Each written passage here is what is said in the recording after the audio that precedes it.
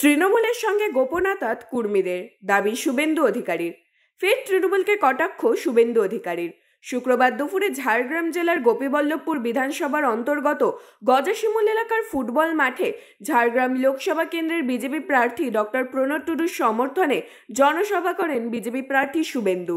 এদিন তিনি বলেন, তৃণমূলের সঙ্গে গোপনে হাত মিলিয়েছেন কর্মী সংগঠনের বিভিন্ন প্রতিনিধিরা। তার দাবি, বিজেপির ভোট ভাগ করার জন্যই তৃণমূল কংগ্রেসের সঙ্গে গোপন আঁতাত করে জঙ্গলমহলের আসনগুলির জন্য লড়াই করছেন কর্মী সংগঠনের প্রার্থীরা। এদিন শুভেন্দু আরও বলেন, ওদের থেকে 10 বার সিআরআই রিপোর্ট চেয়েছে, 7 বছরে একবারও রিপোর্ট পাঠায়নি মমতা বন্দ্যোপাধ্যায়, এজন্য দায়ী তিনি। রিপোর্ট কালচারাল রিসার্চ ইনস্টিটিউট আর ঝাড়খণ্ডে টিআরআই ট্রাইবাল রিসার্চ ইনস্টিটিউট কেন্দ্রে পাঠাতে হয়। আপনারা বলুন, পশ্চিমবঙ্গ সরকারের কাছে 8/1/2017 ভারত সরকার কুর্মী জাতির উপর সিআরআই রিপোর্টকে কেন্দ্রে পাঠায়।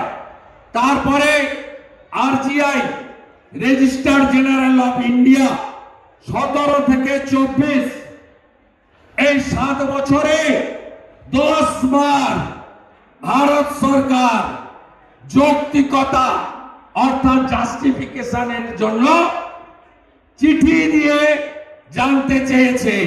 লাস্ট চিঠির ডেটটা কুর্মী ভাইরা, বোনেরা, দিদিরা, দাদারা শুনে রাখুন, 16/3/2023 মার্চ মাসে লাস্ট চিঠিটা দিয়েছে।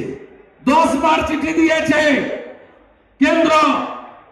10টা চিঠির একটা উত্তর এই ঠগি পিসি মমতা ব্যানার্জি দেয়নি, উত্তর দেয়নি।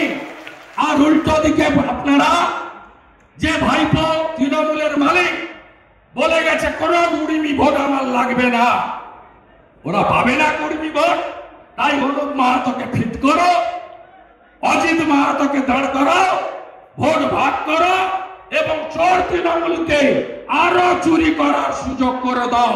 চাকরি বিক্রি করবে, কয়লা চুরি করবে, বালি খাদান চুরি করবে, গরু পাচার করবে, আপনাদের 100 দিনের কাজে টাকা চুরি করবে, গোয়াল ঘরে 1,25,000 পাকা বাড়ি নেবে।